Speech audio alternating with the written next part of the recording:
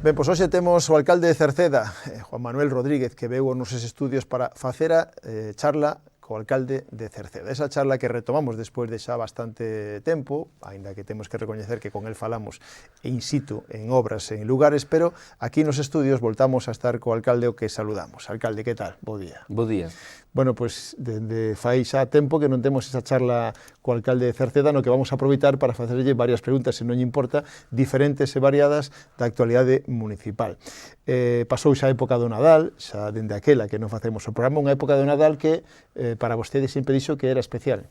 Sí, moi ben planificada, creo eu, con moitas actividades, das cales as persoas se fixeron partícipes, que iso é o fundamental. Ao final, o que necesitamos é que esa masa social nos acompañe, que as veciñas e os veciños formen parte tamén dos eventos, e nese sentido o que trataremos é, de cara ao ano que ven, incluso de introducir algunha mellora. Por un lado, na dispensa dos churros. Eu creo que hai marxe de mellora, aí vamos a facer algún cambio de relevancia, tratar de apostar pola máxima calidade, pola máxima limpeza, pola mellor organización, que iso se note, e tamén seguramente estamos estudando a posibilidade de introducir un concurso de iluminación das vivendas, das luces de Nadal das vivendas, que a xente poida ser partícipe, e tamén é que axude a dinamizar e a darlle colorido ao Nadal no noso concello. Bueno, son novedades de cara ao ano que ven xa as vai anunciando. O tema dos churros, evidentemente, comenzou máis ou menos que o seu mandato, donde apostou polos churros, foi todo un éxito e vai a seguir con elo. Sí, vamos a seguir con iso, e xa digo, vamos a intentar cualitativamente mellorar sobre unha serie de cuestións que podemos aprezar neste curso, e máis que incluso veciñas e veciños nos trasladaron. Nós sempre pensamos en avanzar, en dar un servizo cada vez de mellor calidade en todo aquilo que impulsamos, e así o faremos, sen dúbida alguna, nas próximas datas de Nadal. Ben, alcalde, pois imos a repasar varios temas que teño para comentar con vostede. Por exemplo, vamos a ir directamente con un deles que se trata de mantenimento de estradas, de obras, porque teño que transmitirlo directamente. Ainda fai pouco que algún veciño se queixou de que había algún bache importante na Avenida da Coruña ou incluso tamén aí na Baixa de Cerceda. Non sei se sabe destes baches, e coñecer porque vostede circula por aquí, se se van a arranxar, se non. Sí, na Baixa de Cerceda imagino que se trata da curva que hai previa á vía do tren, que é unha zona que vamos bacheando cando podemos e que estemos introducida nun plan único, nun plan de obras e servizos para, supoño que en menos dun ano, ter coberta esa zona. Sabemos perfectamente cal é aquela curva que hai nunha zona con tullas, e na Avenida da Coruña é fundamentalmente diante da panadería, que aí temos falado con o Viga, que no seu día executou esa obra, que cubra eses buracos e fará nos próximos días. A ver se a meteoroloxía nos axuda, non? Porque, evidentemente, mentras está chovendo, é difícil acometer ese tipo de actuacións, e máis, moitas veces forman parte tamén da causa de que as obras non queden todo ben que poderían quedar. Pero esa zona da Avenida da Coruña vamos a cubrila, e tamén hai outras, como ven sendo, por exemplo, o Camiño da Zahorra, que hai de Servidume, ao lado de onde comeza a Vía Verde, na zona do Albergue de Queixas, que é unha zona que ten neste momento moitos baches, e que trataremos de cubrir con Zahorra, con Saburra, segundo a Real Academia Galega, dice Saburra, pero eu trato de usar palabras que poidamos entender todos e todas. Pero xa digo, na Avenida da Coruña, o Viga vai cubrir ese buraco que, desde logo, chamounos a atención a todos. A ninguén lle pasa desapercibido. E tamén é certo que unha vez que pase esta época de chuvias, que sempre fomenta moitos buracos e moitos baches, faráselle un repaso a todo ao marxe do que ven sendo o plan de obras e servicios e outras convocatorias de obras nas cales imos investindo para mellorar as estradas. Pero, ademais diso, hai uns labores de mantemento que, lóxicamente, tamén temos que ir atendendo. No de Piñeiro tamén se vai a tapar a expensas de que... Sí, iráse tapando. De feito, aí periódicamente foronse tapando. O que pasa é que, claro, neste momento, con todas as chuvias que están caendo, é moi difícil ter iso habilitado ao minuto, non? Tratarase de tapar tamén o antes posible, e despois tratarase, sen dúbida, de darlle esa solución estrutural que virá con un investimento, cunha obra ali, que mellore o estado da estrada e que faga que esta preocupación non estea a diario abordándonos nese lugar en particular, porque, lóxicamente, outros moitos tamén se irán deteriorando, e diso se trata a vida, e diso se trata a xestión pública. Pois a xestión pública tamén influye a luz, tamén sabemos que hai algún veciño que está tendo problemas coa luz, con cortes de luz, e que tamén hai queixas, especialmente a unha zona, creo que é a zona de Meirama, a outro lado. Vostede ten coñecemento, sabe algo desto? Sí, os cortes fundamentalmente foron, sobre todo na zona que cubre Udesa, especialmente zona de Xasteda, a Silva, determinados puntos en queixas, onte, polo temporal que se viviu. Vivíronse unha serie de cortes, había unha avería na zona da depuradora da Portabrea, ali no entorno de Londoño, corrixiuse e, en principio, non houbo máis incidencias dende onte un pouquiño antes das 12 da medianoite. Despois, si é certo que o que nos teñen relatado moitos veciños nos últimos meses, incluso nos últimos anos, é, en algúns casos, problemas de potencia. Problemas de potencia, nós, en determinados casos, máis alado que é o contrato que cada quen poida ter coa distribuidora, si temos incidido coa propia distribuidora, e ali onde interviñemos, pois o certo é que sempre se nos foron reportando melloras, vale?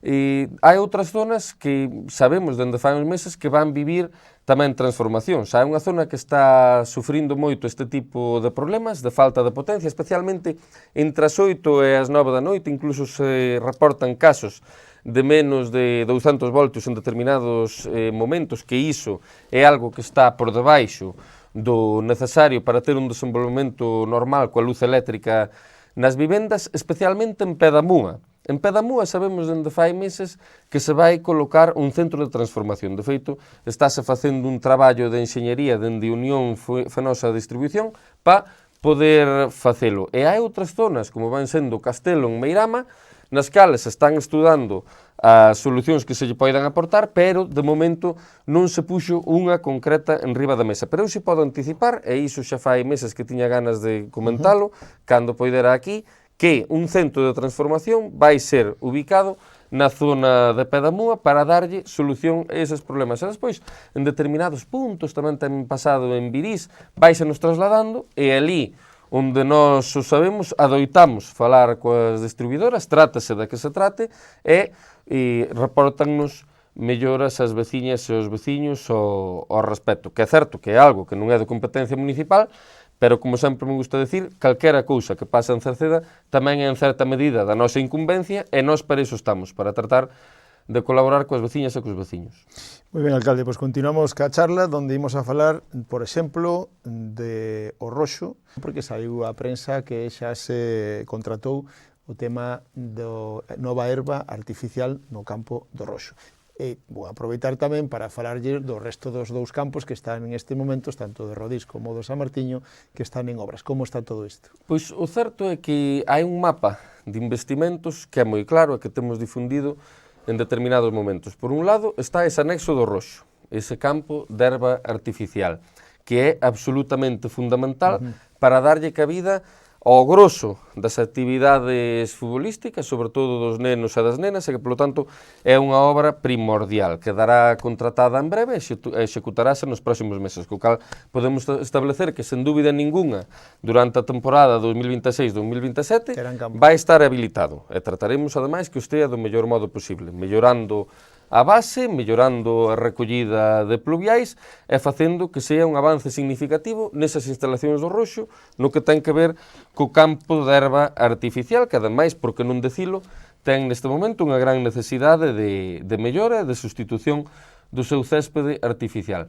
Despois está a parte do San Martiño, que neste momento estiveronse facendo coa subvención da Deputación Provincial da Coruña, tanto as gradas como os vestiarios. Ese campo estivo en desuso durante anos, polo tanto, o seu céspede necesita unha serie de melloras estruturales importantes, e esas melloras estruturales van estar incluídas no orzamento 2026 do Concello de Cerceda, tamén para telo disposto e telo solucionado canto antes, e ademais que haxan as instalacións que sexan un orgullo para a Silva e para o Concello de Cerceda en xeral. E despois está o campo do fútbol do Rodís, que estamos acometendo con fondos propios, unha obra aproximadamente de 180.000 euros, que o certo é que ante todo o problema de augas que houve, que antes falábamos, as precipitacións que se deron nos últimos meses, nós o que tratamos é que o director de obra fixera un informe que poidera permitir, pois nese sentido, estar en stand-by un tempo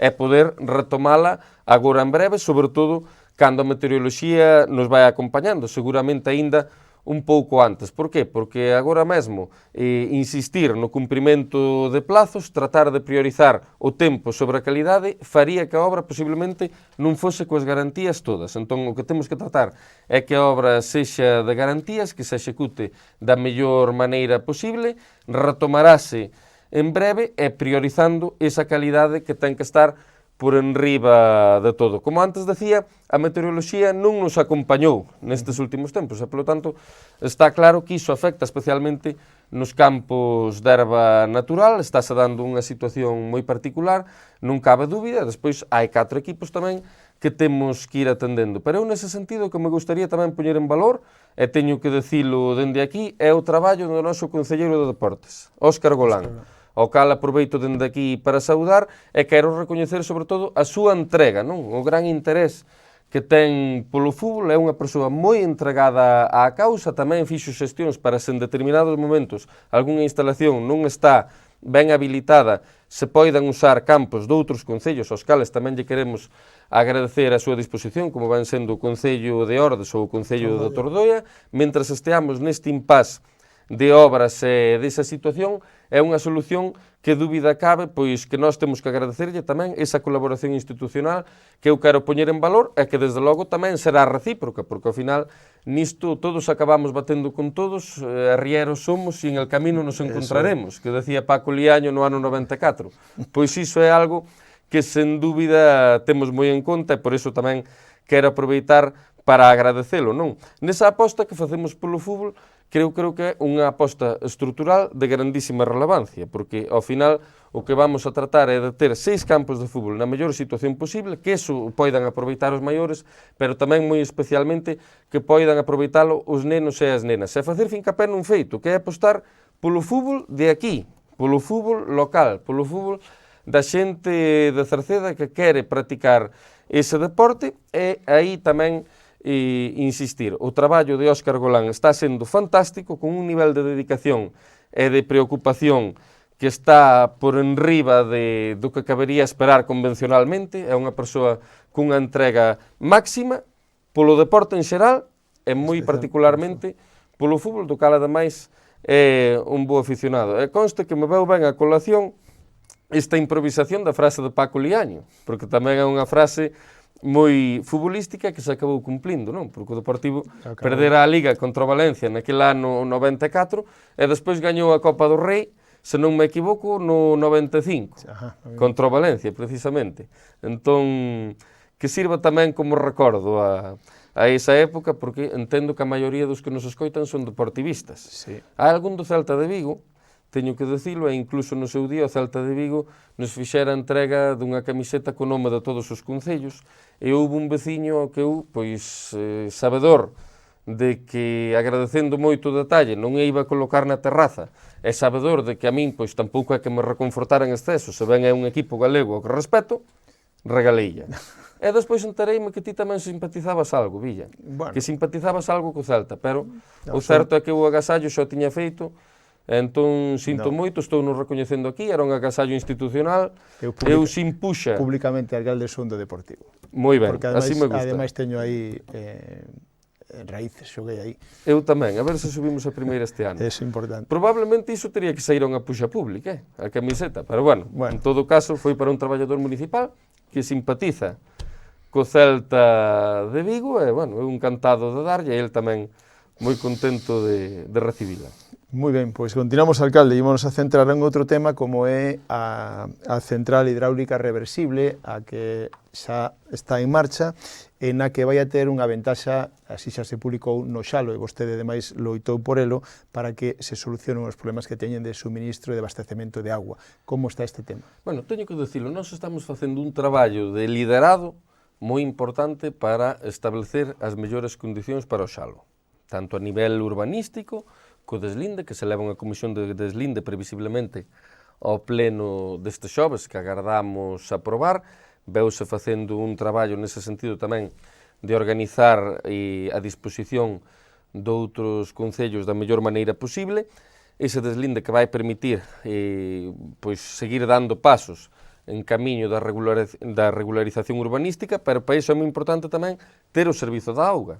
E ese servizo da auga temos xa, ao respecto del, un anteproxecto de Coventina Renovables para darlle traslado dende a lagoa superior da central hidroeléctrica á zona do Xalo, á zona da balsa do Xalo. Reunirémonos, obviamente, ao respecto disto ca comunidade, porque precisamente son eles os que teñen que solicitar a autorización de augas de Galicia, que isto é unha cuestión que vai moi reglada. A auga é absolutamente apta para o consumo humano, de feito, o propio lago das Encrobas estaba orientado tamén a servir como reservorio para a zona do embalse de Cecebre, e o que vamos a intentar é, no marco doutras responsabilidades sociais que se poidan derivar da central hidroeléctrica, porque hai que recordalo, isto é un inicio,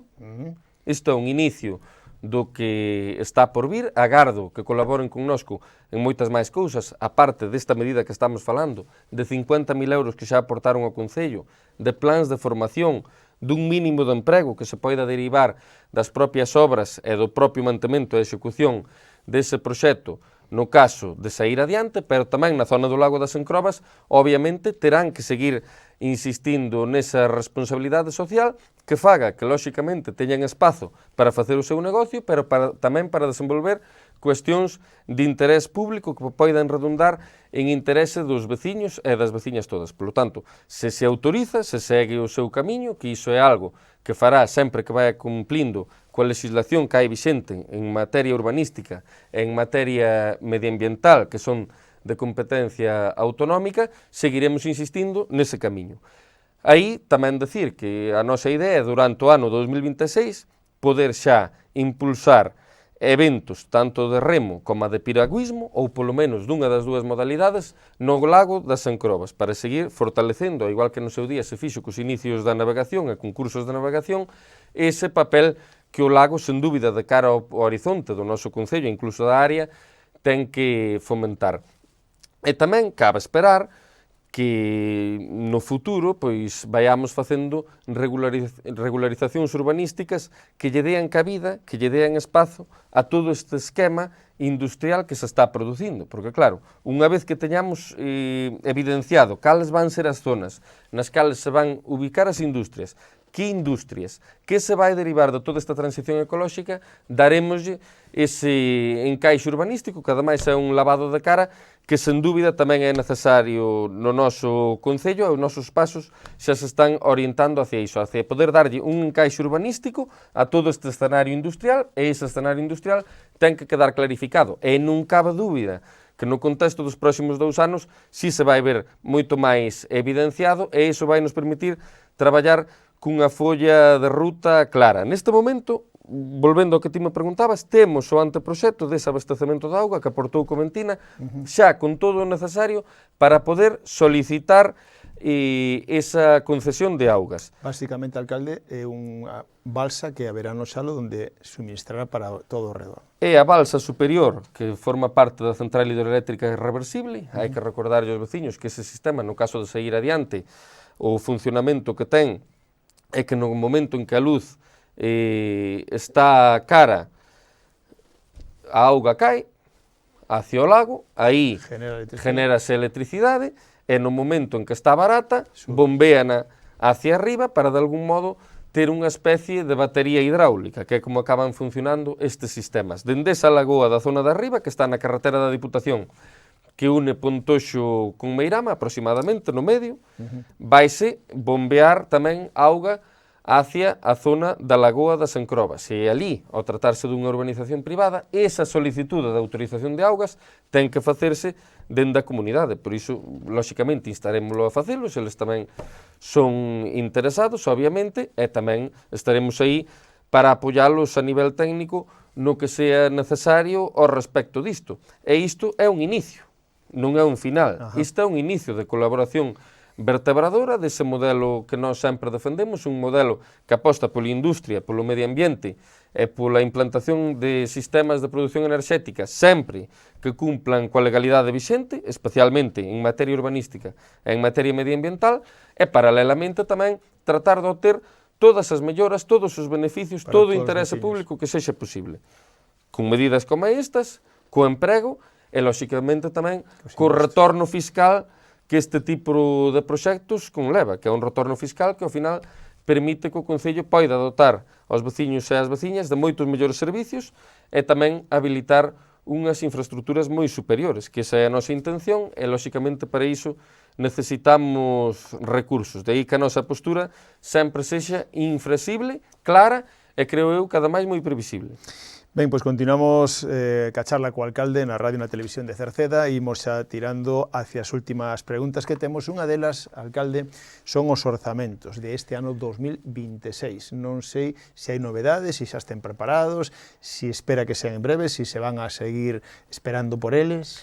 Estánse redactando os últimos documentos, polo tanto, eu agardo que durante o mes de febreiro poidamos levar a pleno e previsiblemente aprobar ese orzamento do ano 2026, que é moi importante. Iso vai nos a dar unha velocidade de cruceiro trascendental. A hora de resolver cuestións como as que antes citaba, como o campo de fútbol do San Martiño, darlle ese derradeiro enfoque, incluir todas as obras financiadas, que tempo teremos, sen dúbida, para falar delas, acabar co aparcamento da Igrexa de Meirama, que neste momento está autorizado por patrimonio, e despois o que a min burdamente me gusta chamarlle as cousas pequenas, as sinalizacións, as limpezas de cunetas, determinadas cuestións, incluso que moitas veces nos piden os veciños e as veciñas, que nese sentido pois temos unha mochila de peticións e de solicitudes moi importante que temos que resolver, porque lóxicamente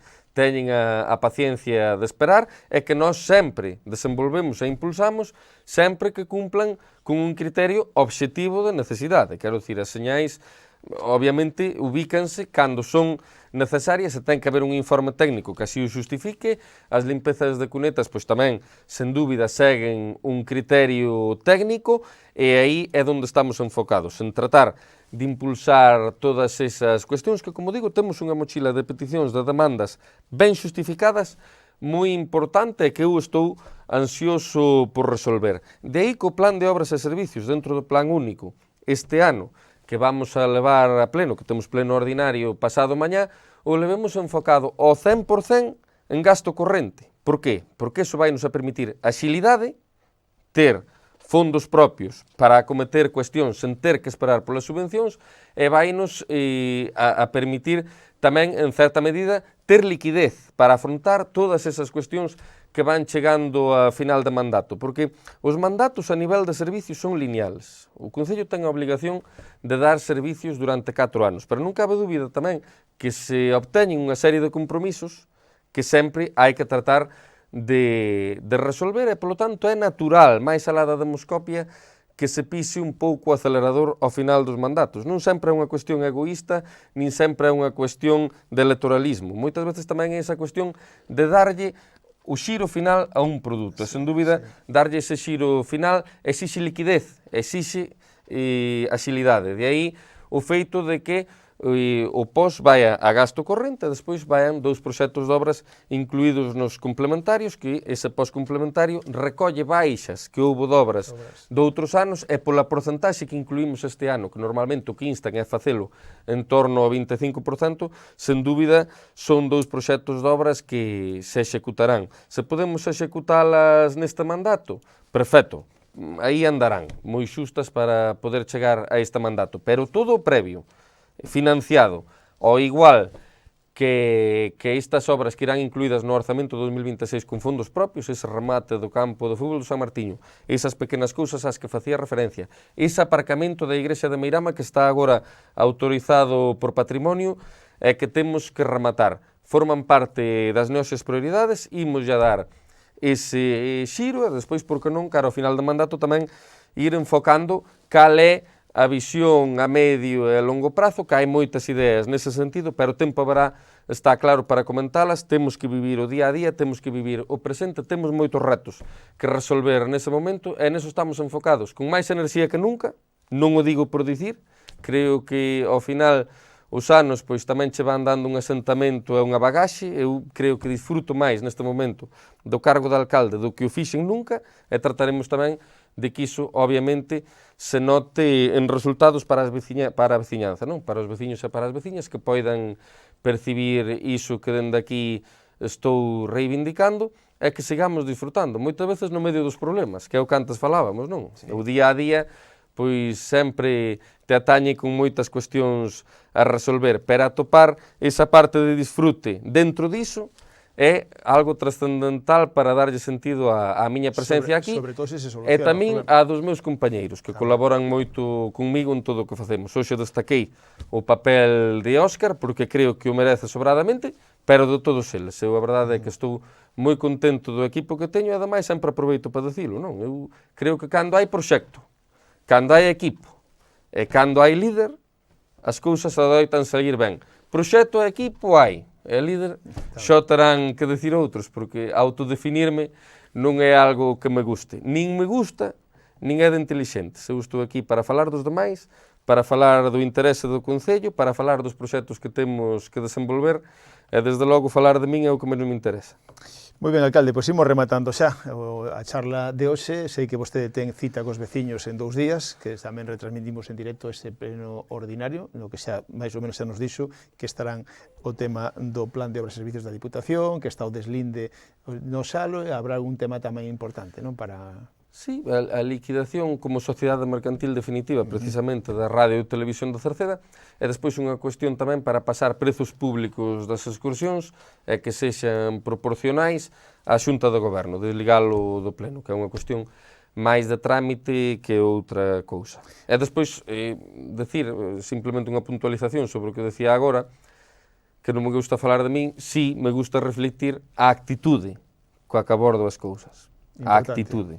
A aptitude con P, deixo ya aos outros que a definen e que a consideren. Pois rematamos, alcalde. Vémonos no seguinte programa Charla co Alcalde, ou se non vémonos nas obras, que é algo que sí facemos a menudo, donde vostede se desplaza e ali aproveitamos para entrevistar. Sí, podo aclararche que incluso parte da presa que teño hoxe, que vamos a quedar agora coa empresa adxudicataria das pluviais en Sandián, dese proxecto, e faremos ali unha visita á zona, non? Un pouco para determinar como debe ir. Teñe que levar paraguas, alcalde. Calquera cuestión que se poida tomar. Sí, tiven sorte que iniciado o ano houve un amigo que me agasallou con un gorriño destes de augas. Bueno. Está moi ben, a verdade é que estou usando bastante, non permite que se che molle a cabeza, e o certo é que cando un se move moito no coche, sai e entra, o mellor mollo ao calzado, pois o catarro ten máis tendencia a acompañarte, que hoxe son unha persona con bastante tendencia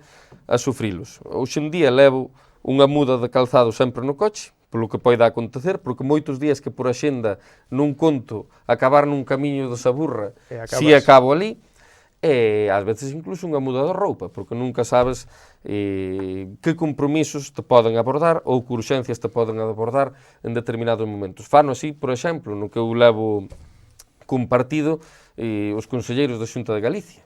Polo que me levan dito, pois son moi frecuentes as mudas de roupa nos maleteiros, polo que poida acontecer.